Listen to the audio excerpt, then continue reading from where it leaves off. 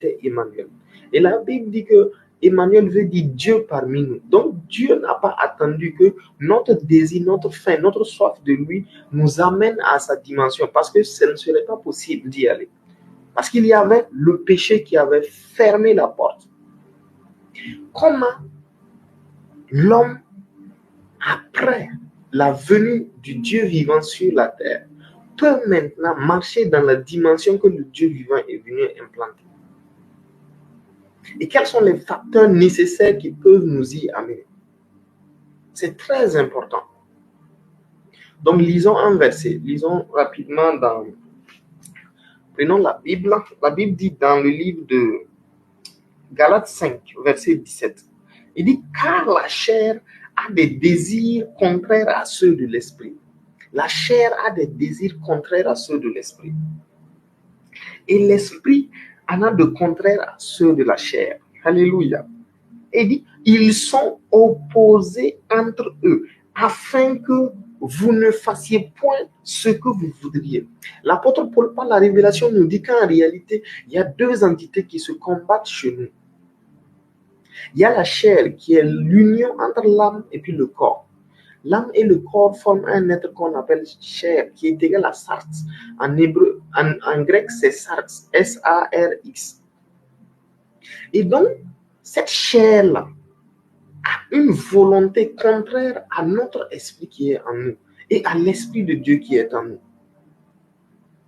Donc, il y a une lutte permanente entre qui va gouverner à chaque seconde dans la vie de chaque croyant. Mon frère, ma soeur, si tu es chrétien, cette lutte-là, elle est permanente en toi, elle est permanente en moi. La raison pour laquelle toi et moi, nous pouvons permettre à ce qu'un des deux domine, c'est par notre décision et par les facteurs que nous mettons en œuvre. Et nous allons voir cela. Parce que nous sommes en train de voir l'impact de la prière dans cette lutte. Qu'est-ce que la prière change dans la lutte pour l'hégémonie dans la vie quotidienne? Est-ce l'hégémonie de l'esprit? Est-ce l'hégémonie de la chair?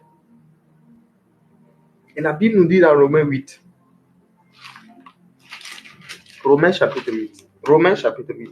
La Bible dit dans Romains 8, il dit, rapidement, Romains chapitre 8, verset 6. Romains chapitre 8, verset 6. Il dit, et l'affection de la chair est inimitié contre Dieu. Ça veut dire que dans notre vie, si la chair prend le dessus, nous sommes nous-mêmes horribles devant Dieu. Parce que inimitié, ça veut dire qu'il y a une grave barrière entre nous et Dieu. Ça veut dire qu'il y a une grave séparation entre nous et Dieu. Et la Bible dit que l'affection, ça veut dire que si dans notre vie, la chair prend le dessus de telle sorte que nos désirs chaque jour, à chaque seconde se dirigent vers la chair, il y a une grande barrière entre nous et Dieu. Ça veut dire que il y a un voile qui nous sépare même de la réalité de Dieu. Personne ne peut être affectionné aux choses de la chair et voir Dieu. Ce n'est pas possible. C'est pourquoi il y a un danger à être un chrétien charnel. Chrétien qui est dirigé par ses émotions, par son âme, par les désirs de son corps. J'ai envie de manger, je pars manger. J'ai envie de temps, je pars faire. Il y a un grand danger. Parce que la Bible dit que celui qui est dirigé par ses émotions charnelles, celui qui est dirigé vers les affections charnelles, cette personne-là est séparée par un grand trou de Dieu. Donc, continuons la lecture. Et la Bible nous dit, tandis que l'affection de l'esprit, c'est la vie et la paix. Donc, retournons dans Galates 5, verset 17. Galates 5, verset 17. Donc, nous voyons déjà qu'il y a 3 parties. Et les 2 autres parties forment un couple que nous appelons la chair. Et cette chair-là, ses désirs sont toujours contraires à ceux de Dieu.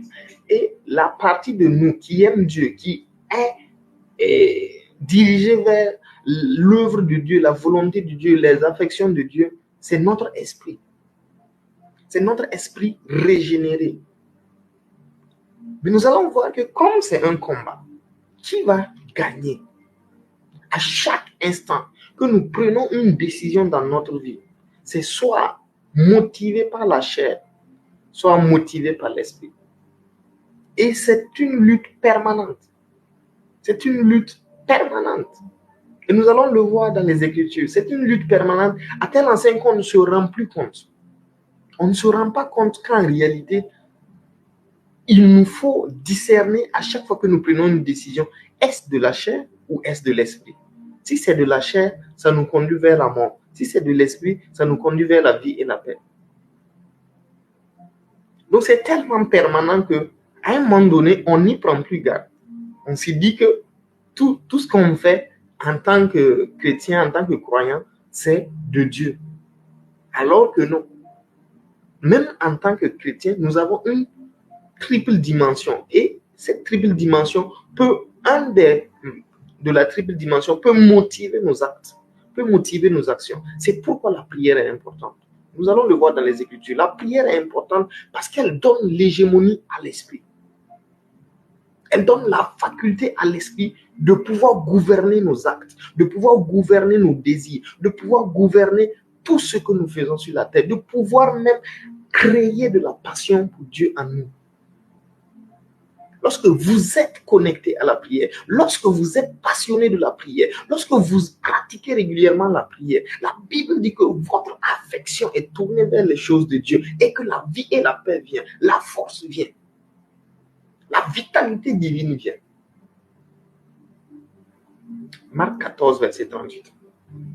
Marc 14, verset 38.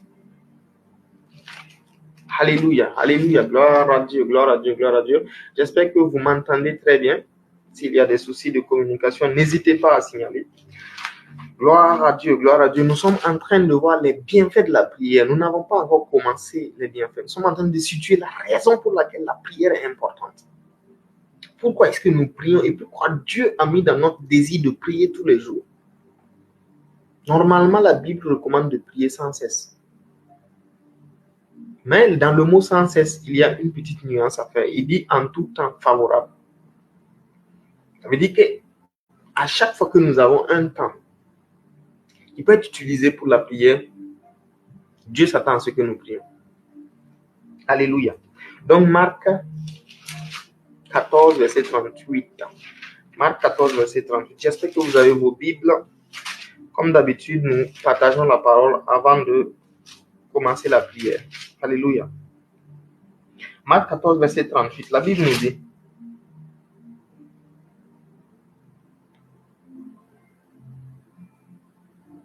ok, la Bible nous dit veillez et priez.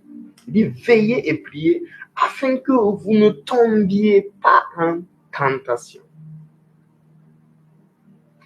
Ce qui suit, il dit l'esprit est bien disposé, mais la chair est faible. Le mot faible là-bas, ça veut dire asthénès. Comme vous l'entendez, asthénès. Et dans le mot asthénès, ça veut dire en grec, ça veut dire faible, maladif, fatigué, qui souffre. Donc, ça veut dire que à chaque fois que notre désir, c'est de ne pas prier, à chaque fois que nous avons cette envie de nous diriger vers les affections de la chair, vers les affections de notre corps, de notre âme, ce qui se passe, c'est que nous rendons vulnérables. Il dit, la chair est faible, elle est vulnérable. De telle sorte que cette vulnérabilité peut nous amener dans des situations inconfortables. Si la chair, elle est maladive, et que nous sommes affectionnés à la chair, et que nous obéissons à la chair, qu'est-ce qui se passe? Nous pouvons être malades, bien qu'étant chrétiens. Parce que tout simplement, l'affection est celui qui gouverne. Celui qui gouverne manifeste sa nature. Et la nature de la chair, la Bible dit, elle est faible. Elle est maladive. Mais il dit, l'esprit est bien disposé. Ça veut dire que l'esprit est toujours prompt. L'esprit est énergétique. L'esprit est fort. L'esprit est bien disposé. L'esprit veut prier, mais la chair ne veut pas prier. L'esprit veut aimer Dieu, mais la chair ne veut pas aimer Dieu. Alléluia. C'est pourquoi la prière, elle est importante. Elle est importante. elle est importante. Donc la Bible nous dit, dans le livre de Éphésiens 6,18, Éphésiens 6,18,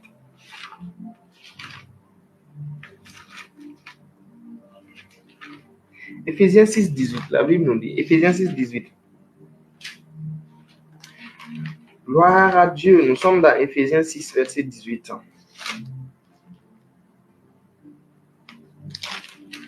La Bible nous dit, faites en tout temps par l'Esprit toutes sortes de prières et de supplications. Veillez à cela avec une entière persévérance et priez pour tous les saints. Le mot ici que je voudrais souligner, c'est veillez en tout temps. Faites toutes sortes de prières et veillez-y avec persévérance. C'est pourquoi il est conseillé que ce soit quotidiennement que nous prions. Si nous ratons une journée sans prier, il y a cette faculté-là de perdre quelque chose en esprit, de perdre l'avantage spirituel. Parce que la chair lutte permanemment, à chaque seconde, la chair lutte pour reprendre le dessus. La chair veut gouverner nos actions, veut gouverner notre destinée. Alors qu'en gouvernant notre destinée, cela ne conduit pas à autre chose qu'à la mort. Mais quand c'est l'esprit qui est tout le temps au-dessus, l'esprit conduit vers la vie et la paix. Donc, pour que l'esprit soit toujours au-dessus, la Bible dit que le seul moyen, c'est de veiller et de prier en tout temps. Voilà le secret de la prière qui fait que toi et moi, si nous prions, nous donnons l'hégémonie à notre esprit afin qu'il prenne possession de notre vie sur la terre, qu'il prenne possession de nos décisions, qu'il prenne possession de nos actions. Donc tu te retrouves à avoir un insight, c'est-à-dire avoir un avantage réel dans le monde spirituel. Avant même de rencontrer quelqu'un, avant même de rencontrer une situation, tu es déjà préparé à l'intérieur parce que c'est l'esprit qui te gouverne de telle sorte que tu sais que tel jour, certainement je vais rencontrer telle personne ou bien telle personne de ce côté va me dire telle chose. Parce que tout simplement, en esprit, il n'y a pas de distance. Donc l'esprit voit toutes choses. Il dit, ils sont toutes choses, même les profondeurs de Dieu. Ce qui fait que nous pouvons sonder l'éternité par notre esprit. Donc, en sondant l'éternité, nous avons une longueur d'avance. De telle sorte que toi et moi, si nous marchons par notre esprit, nous pouvons savoir ce qui va arriver en avril, avant que ça n'arrive. La réalité de la prière, c'est ça. C'est que ça nous donne une longueur d'avance dans le domaine spirituel et dans le domaine naturel. Celui qui marche par l'esprit agit par la sagesse spirituelle. La plupart des gens du monde s'attachent à un esprit, peut-être un esprit qui n'est pas de Dieu. Parce que quand on part voir un charlatan, un marabout, ce n'est pas pour aller rencontrer l'esprit qui vient de Dieu. Voilà, parce que la preuve, c'est que cette personne-là s'est isolée dans la forêt. Dieu ne se cache pas. Dieu fait ses œuvres ouvertement. Donc, la raison pour laquelle une personne sait que sur la terre, pour qu'il domine, pour qu'il ait une longueur d'avance, pour que ses affaires prospèrent, il faut qu'il s'attache à un esprit. Ça, c'est une réalité consciente dans la vie de tout homme, qu'il soit chrétien, qu'il ne soit pas chrétien. Il le sait qu'à l'intérieur de lui. Voilà pourquoi souvent on parle de WAC. C'est une liaison avec un certain type d'esprit qui peut te donner l'avantage sur les autres, sur le plan naturel. Donc, tu vois quelqu'un qui prospère dans son domaine, tout simplement parce qu'il s'est lié à un certain type d'esprit. Maintenant, le problème avec les esprits qui ne sont pas de Dieu, c'est que la rétribution est très lourde. Souvent, on peut demander la vie de la personne, on peut demander un nombre d'années, on peut demander la vie d'un membre de sa famille, on peut demander la folie d'un de ses enfants, etc. La vie, le prix à payer est très énorme. Sinon, il n'y a pas un esprit qui donne toute sa puissance à quelqu'un sans prix à payer. Il n'y en a pas. C'est pourquoi les marabouts peuvent faire 20 jours sans manger, mais personne ne saura. Ça fait partie de sa culture spirituelle pour rester en contact avec l'esprit. La raison pour laquelle, par exemple, la plupart de ceux qui ont contracté, par exemple, un esprit de guérison, qui sont devenus des adjas ou bien peut-être des autres personnes, et à un moment donné, ça ne fonctionne plus, c'est parce que la culture spirituelle qui va avec les exigences de l'esprit ont été abandonnées. Parce que tout esprit a ses principes. Et de la même manière, nous découvrons dans la parole de Dieu que l'Esprit de Dieu aime la communion. Et la communion, la base de la communion, c'est la prière. La base de la communion, c'est la prière. Nous allons le voir lorsque nous allons parler du 7e point, du 7e bienfait de la prière. La base de l'Esprit de Dieu, c'est la communion. L'Esprit de Dieu veut que tu sois permanemment en communion avec lui. Tu peux lui parler, tu peux prier doucement en langue avec lui, tu peux chuchoter, chanter des cantiques. Quand tu dis « El Rapha, tu nous guéris », tu l'honores. La communion, c'est le seul prix à payer avec l'Esprit de Dieu. Alors que dans les autres esprits, le prix à payer est très élevé.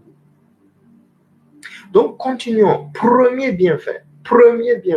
Maintenant que nous avons situé le contexte spirituel de la prière, passons au premier bienfait. Donc, la prière augmente notre sensibilité à la voix de Dieu. Acte 10, verset 9-11. Donc, notre sensibilité à la voix de Dieu. Allons-y dans Acte 10, verset 9 et 11. Acte 10, verset 9 et 11. Acte 10, verset 9 et 11. Alléluia. La Bible nous dit, le lendemain ils étaient en route et qu'ils s'approchaient de la ville, Pierre monta sur le toit vers la 6e heure pour prier. Il vit le ciel ouvert et un objet semblable à une grande nappe, attaché par les 4 points, qui descendait et s'abaissait sur la terre. La prière, qui descendait et s'abaissait sur la terre. Donc, en réalité, on peut dire que Pierre n'aurait pas vu clairement la vision s'il n'était pas dans un environnement de communion avec le Saint-Esprit. Donc, s'il n'était pas dans un environnement de prière. Lorsque nous prions, nous augmentons la faculté de notre esprit à prendre les informations spirituelles venant de Dieu. Cette information, si Pierre, l'apôtre Pierre, n'était pas dans une certaine dimension de la prière, il n'allait pas la recevoir. Parce que la Bible nous montre qu'il avait faim. Il eut faim et il monta vers la 6e heure pour prier. Malgré la faim, il décida d'aller prier. Parce que Dieu avait une rencontre, une visitation qu'il voulait lui donner, très importante, qui allait ouvrir la voie à l'évangile au niveau des païens. Donc, cela augmente notre sensibilité. Lorsque nous prions régulièrement, surtout en langue, à un moment donné, tu penses à quelqu'un et la personne te fait signe. Parce que tout simplement, ton esprit est devenu sensible. Tu captes les choses avant qu'ils n'arrivent. Donc, petit à petit, en priant, tu sensibilises ton esprit à monter en Dieu. Comme Dieu connaît toutes choses, à un moment donné, tu commences à connaître toutes choses. Tu peux même dire aujourd'hui, telle personne va m'appeler. Ou bien telle personne, je dois aller le voir. Telle personne, je dois aller le voir. Telle chose, il faut que je le fasse. Tu es assis comme ça, et puis la pensée vient.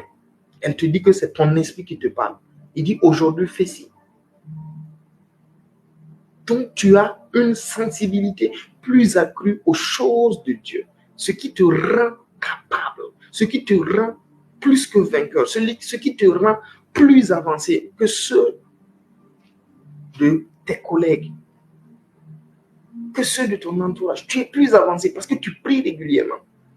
Et la prière, elle est mieux d'être pratiquée que d'être même enseignée. Mais comme nous devons l'enseigner pour augmenter la foi et puis pour augmenter le désir dans la prière, c'est très important également. Alléluia. Donc voilà le premier bienfait. Également, on peut retrouver ça dans le deuxième bienfait. La prière active le dépôt divin en nous. Donc dans Acte 13, verset 3, la Bible nous dit quoi? Acte 13, verset 3. Il dit, après avoir jeûné et prié, il leur imposait les mains et les laissèrent partir. 1 Corinthiens 14, verset 6. 1 Corinthiens 14, verset 4 également. Il dit, celui qui prie en langue, celui qui parle en langue s'édifie lui-même, celui qui prophétise édifie l'église. Donc, qu'est-ce qu'on est en train de dire? Il dit, après avoir jeûné et prié, il leur imposait les mains et les laissait partir. Et le Saint-Esprit dit, mettez-moi à part Barnabas et Saul pour l'œuvre à laquelle je les ai appelés. Il y a une œuvre à laquelle Dieu nous a appelés. Il y a une grâce particulière sur nos vies. Il y a un message que chacun de nous portons pour la génération dans laquelle nous sommes.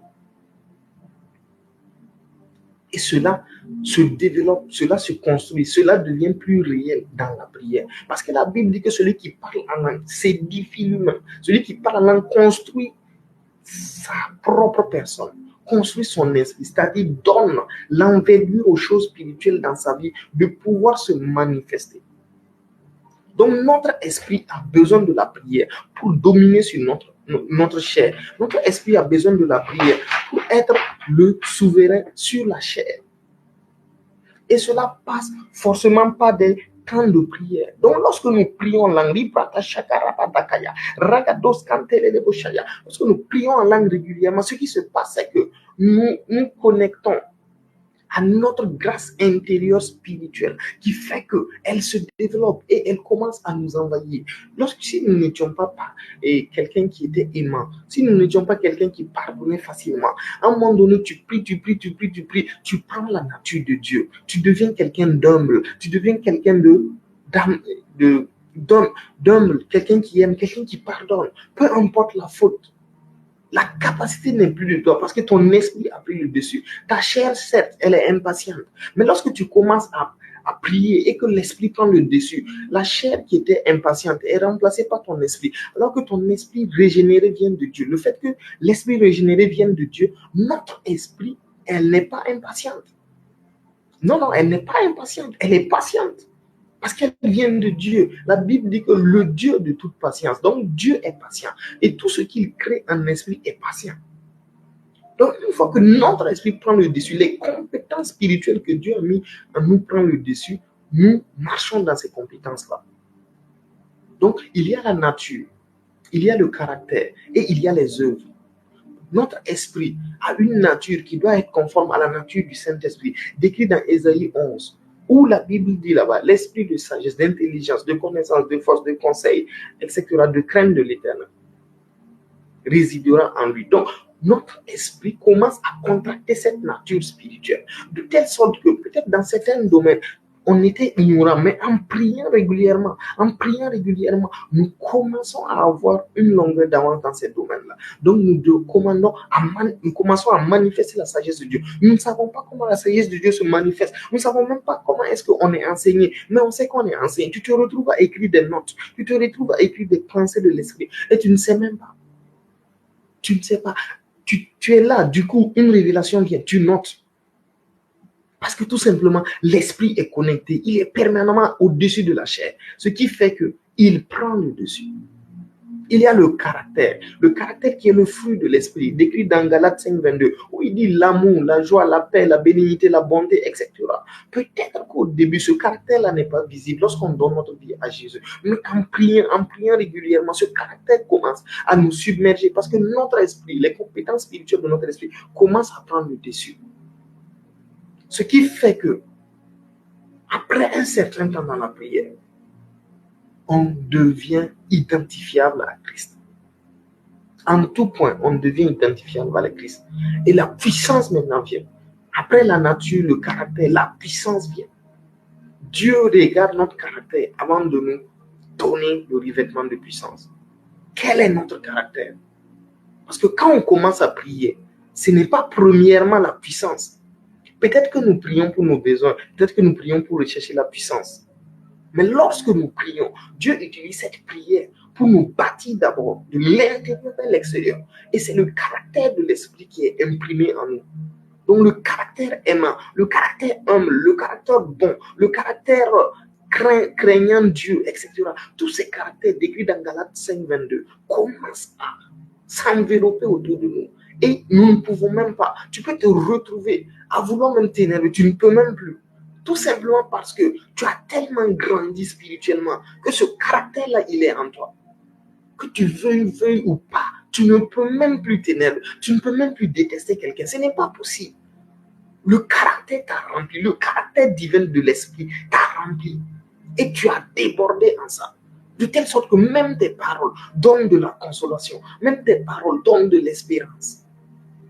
La prière La prière est importante. Et dans 1 Corinthiens 14, verset 4, il dit que lorsque tu pries, tu bâtis le dépôt divin. Le dépôt divin de l'esprit en toi est bâti.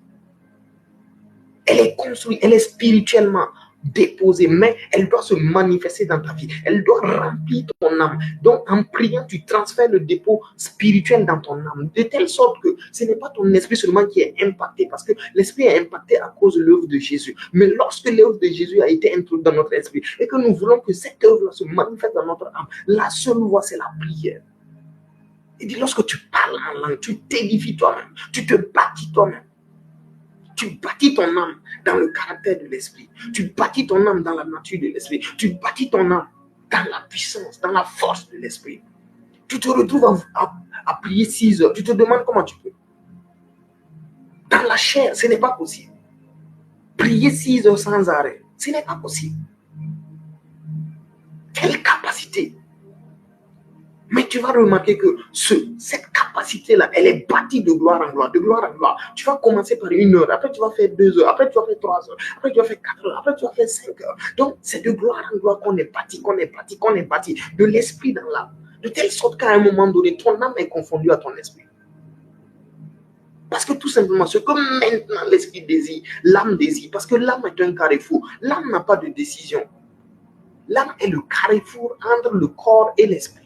Donc, si le corps domine sur l'esprit, c'est les désirs du corps que l'âme va manifester. Mais si l'esprit domine sur le corps, c'est les désirs de l'esprit que l'âme va manifester. Donc, tu te retrouves à être tellement zélé pour Dieu, à être tellement assoiffé de Dieu, que tu n'arrives même plus à comprendre pourquoi est-ce que quelqu'un peut ne pas être zélé. Alléluia. Parce que Dieu t'a tellement bâti en lui que ton âme désire les choses spirituelles maintenant. Il dit comme les enfants nouveau-nés qui désiraient le lait spirituel de la parole de Dieu. Qui désirent. Lorsque tu ne médites pas, tu es dérangé, tu veux même pleurer. Parce que tu n'as pas médité une seule journée. Ça, c'est quand la prière commence à te transformer de l'intérieur vers l'extérieur. Ton âme commence à être impactée par cette prière. Donc, le but premier de la prière n'est pas les besoins. Le but premier de la prière n'est pas la puissance. Le but premier de la prière, c'est la révélation de la nature et du caractère de Dieu. Chaque jour dans notre vie. En sorte que même l'entourage va dire, quelque chose a changé en toi. Quelque chose, je ne sais pas quoi, mais je sais que tu as changé. Les bienfaits de la prière, surtout la prière en langue. Frères et sœurs, ne lésinons pas sur la prière en langue. Qui parle à Bachatakaya? Elle est puissante. Troisième bienfait de la prière. Alléluia. Donc la prière augmente notre énergie spirituelle. Nous pouvons lire ça dans Luc 22, verset 42. Luc 22, verset 42. La Bible dit quoi? Luc 22, verset 32. Elle augmente notre énergie spirituelle et notre persévérance. Donc Jésus dit, il dit, mais j'ai prié pour toi, afin que ta foi ne défaille point. Et toi, quand tu seras converti, affermis tes frères. Et dans Jacques 5, verset 15, il dit, la prière de la foi sauvera le malade, le Seigneur le révélera, et s'il a commis un péché, il lui sera pardonné. Il dit, j'ai prié pour toi, afin que ta foi ne défaille point. Et toi, quand tu seras converti, affermis tes frères. Parce qu'il y a une dimension entre les gens. Il y a une réalité divine. La réalité, les résultats que nous produisons sur la terre dépendent de la richesse de notre âme. Parce que Dieu, en créant Adam, a dit, je te fais une âme vivante.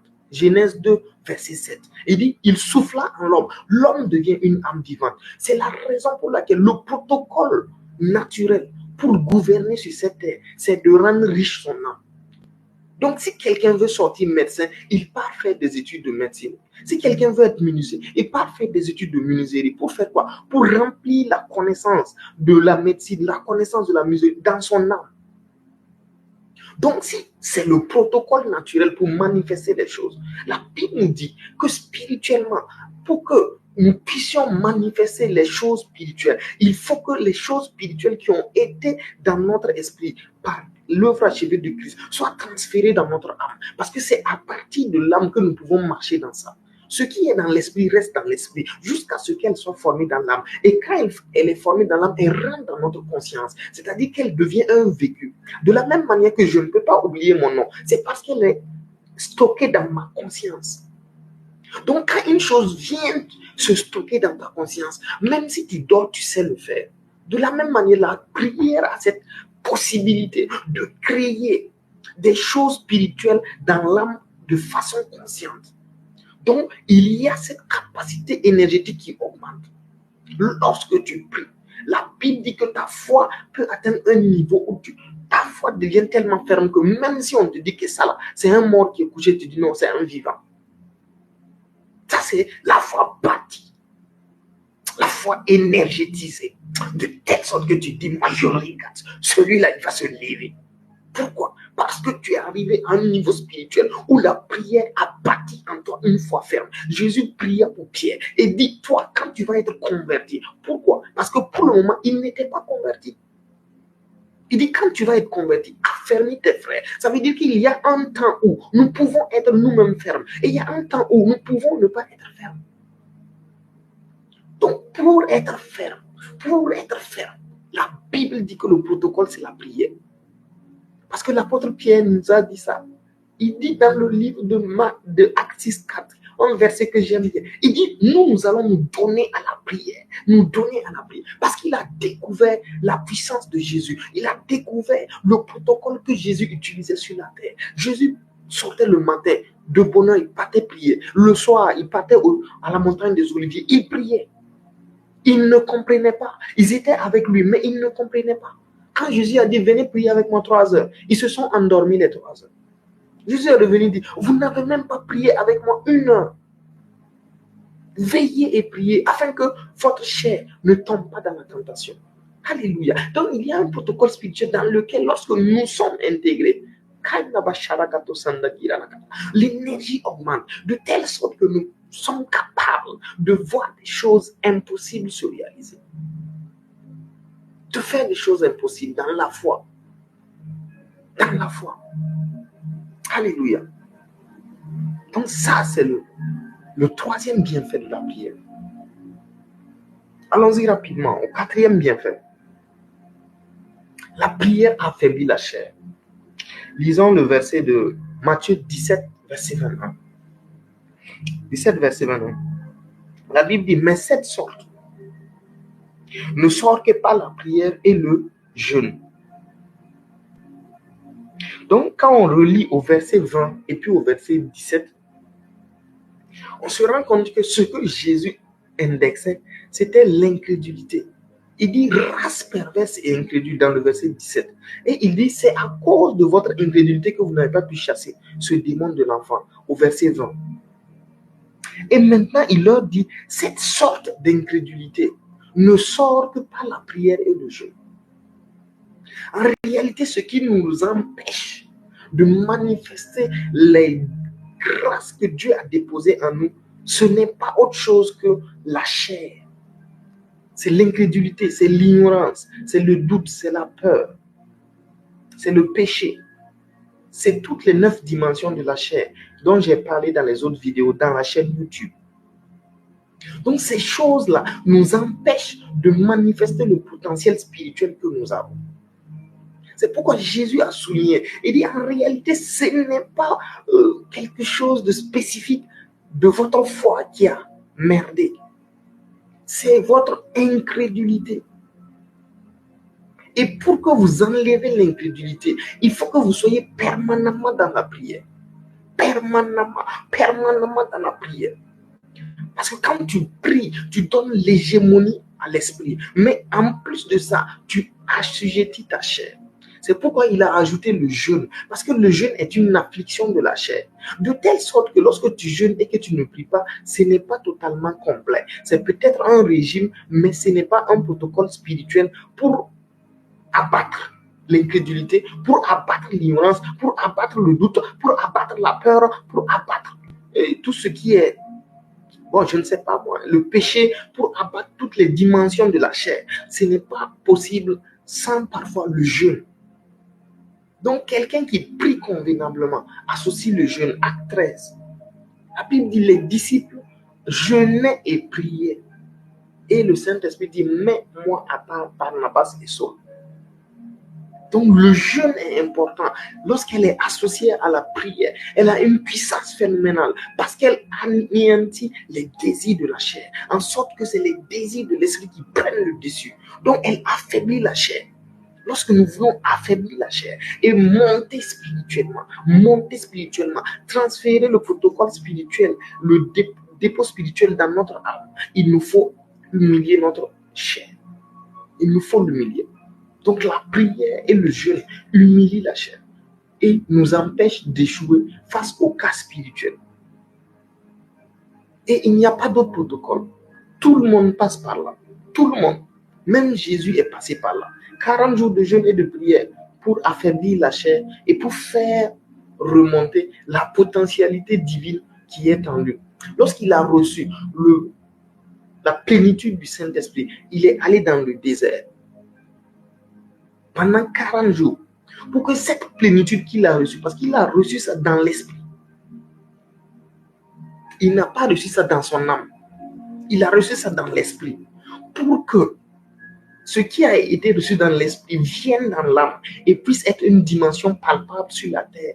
Il faut la prière et le jeûne. Il faut la prière et le jeûne. Donc quand il a fini les 40 jours, quand il est revenu vers les démoniaques, ils ont dit, tu es le Fils de Dieu. Pourquoi? Parce que sa dimension au niveau de l'âme était la même chose qu'au niveau de l'esprit. La plénitude de l'esprit, la plénitude de Dieu qu'il avait reçu a été transférée dans son âme de telle sorte que maintenant le monsieur opère dans la divinité. De la même manière, toi et moi, si nous voulons opérer dans la divinité, il faut que nous ayons permanemment des temps de prière et de jeûne. Des temps de prière et de jeûne, de telle sorte que ce qui a été déposé dans notre esprit puisse se manifester dans notre âme. C'est un protocole biblique et c'est Jésus même qui a dit ça de sa bouche. Parce qu'il a confirmé ça encore dans Marc 9, verset 15.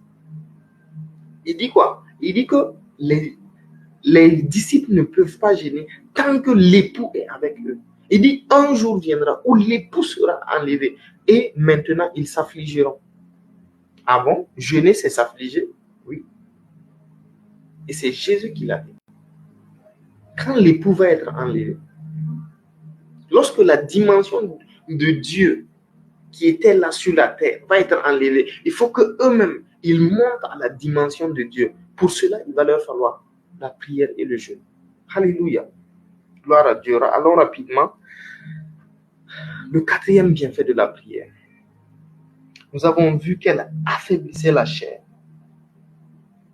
Donc, le cinquième, la prière accomplit le plan divin de Dieu sur la terre. Tout ce qui est plan divin, tout ce qui est volonté parfaite, volonté permissive, volonté révélée, c'est par la prière que cela est accompli. La Bible nous dit dans 1 Jean 5, verset 14, 1 Jean 5, verset 14, la Bible nous dit, nous avons auprès de lui cette assurance que si nous demandons quelque chose selon sa volonté, il nous écoute. Dieu a une volonté. Donc, il veut que cette volonté soit manifeste. C'est pourquoi quand les disciples ont demandé à Jésus, comment devons-nous prier? Il leur a dit, dites Père, que ton nom soit sanctifié, que ta volonté vienne. Donc, il y a une volonté spécifique que Dieu veut faire sur la terre. Mais cette volonté spécifique-là, elle n'est pas réalisable sans la prière. La capacité de la manifestation de la volonté de Dieu, c'est la prière. Pourquoi? Parce que l'homme est un législateur. Ça veut dire quoi? C'est comme quelqu'un qui a un problème au niveau du juge. Le juge, c'est Dieu. Et il y a un avocat et il y a des accusateurs. L'accusateur, c'est Satan. L'accusateur accuse le monsieur d'être, par exemple, quelqu'un qui ne fait pas bien les choses et on doit le punir. Dieu, c'est le juge. Dieu va attendre la parole de l'avocat pour prendre sa décision. Et notre avocat, c'est Jésus. Mais comme Jésus est en nous, nous représentons en même temps